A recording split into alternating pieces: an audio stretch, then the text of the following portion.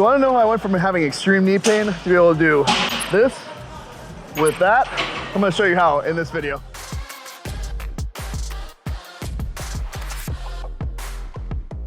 Let me introduce you guys to the hack sissy squat.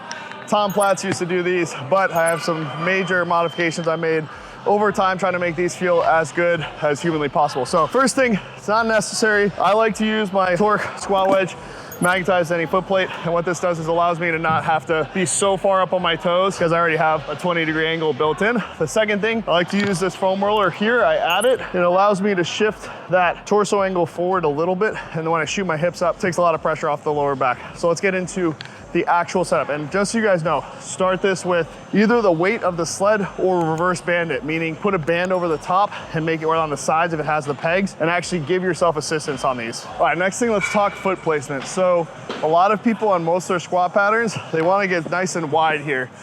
For these, we wanna get as narrow as possible. So I have my feet set up pretty much on the inside of these grip tapes. And what the reason is, I wanna have everything in line, meaning I want my ankles, my knee, and my hip all to be in alignment.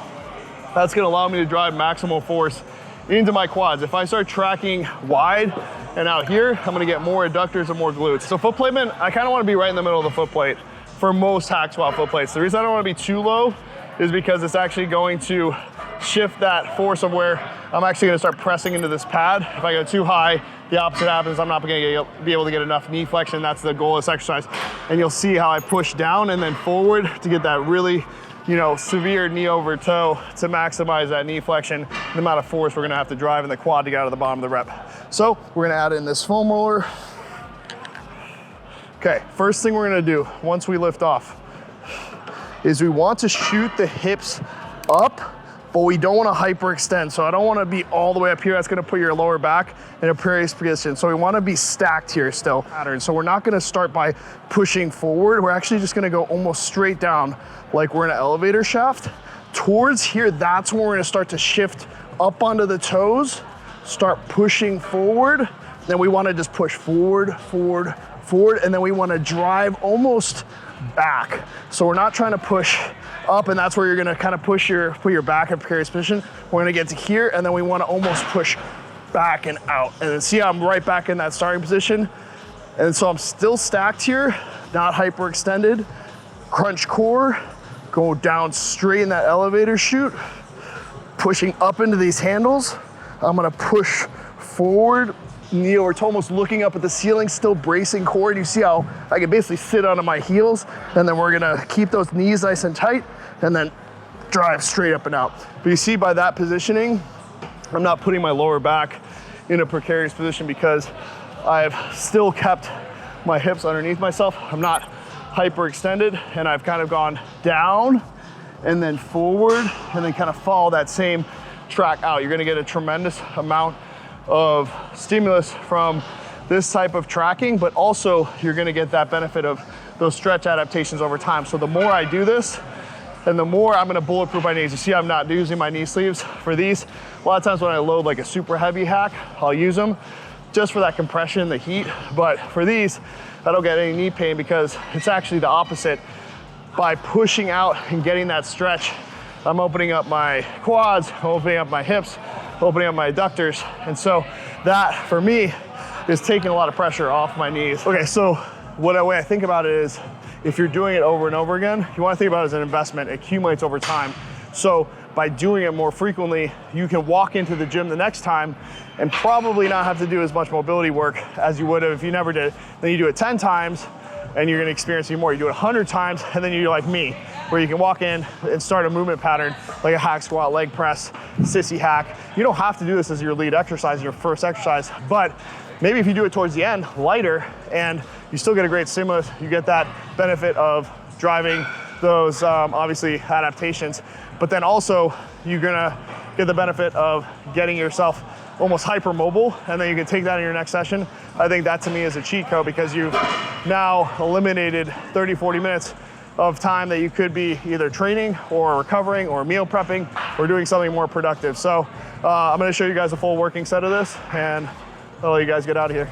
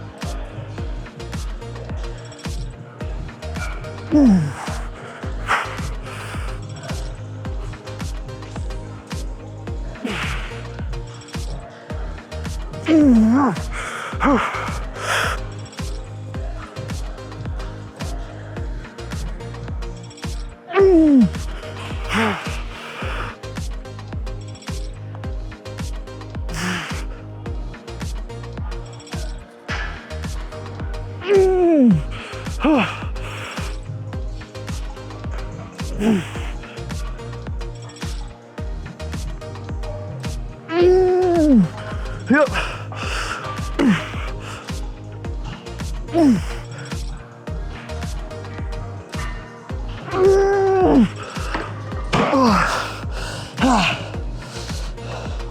That 1 set pump. Oh man. Oh yeah, this amount of like pump, blood flow you get from just like literally 1 set of those. It's crazy. And you can use less weight than using my hacks at 6, 7, 8 plates. So I would argue these have just as much stimulus for quads, not quite as much for glutes or adductors or other muscle groups you're gonna get with the traditional hack.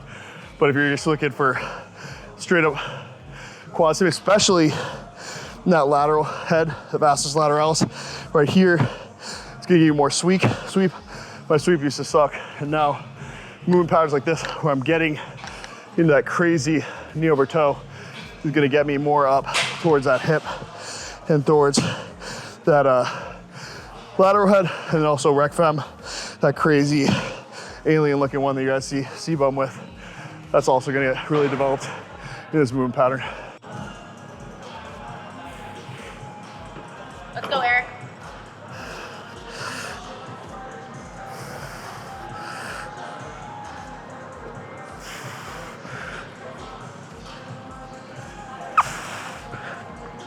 Pause. Push, let's go, let's go. Sit in it, sit in it. And up, let's go, Eric, come on.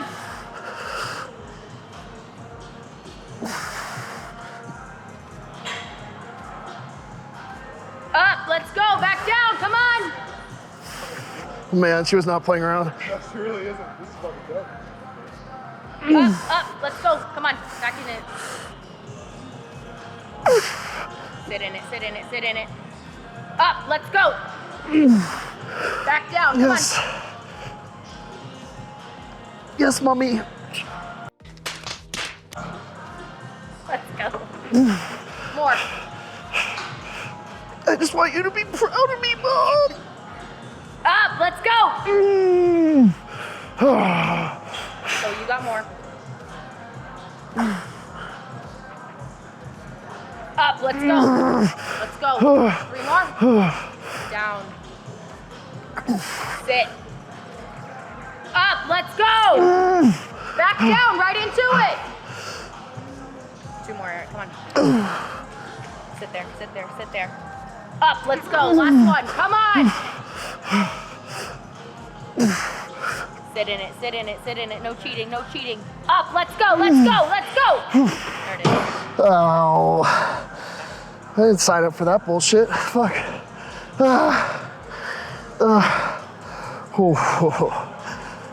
Oh, sick. Thank you. So if you're loving content like this, make sure to subscribe to the channel. It's 1 click for you. And also make sure you go get your Torque gear. It means the world to me, guys. I've had such an outpouring of support. I love you guys, appreciate you guys. I'll see you on the next video.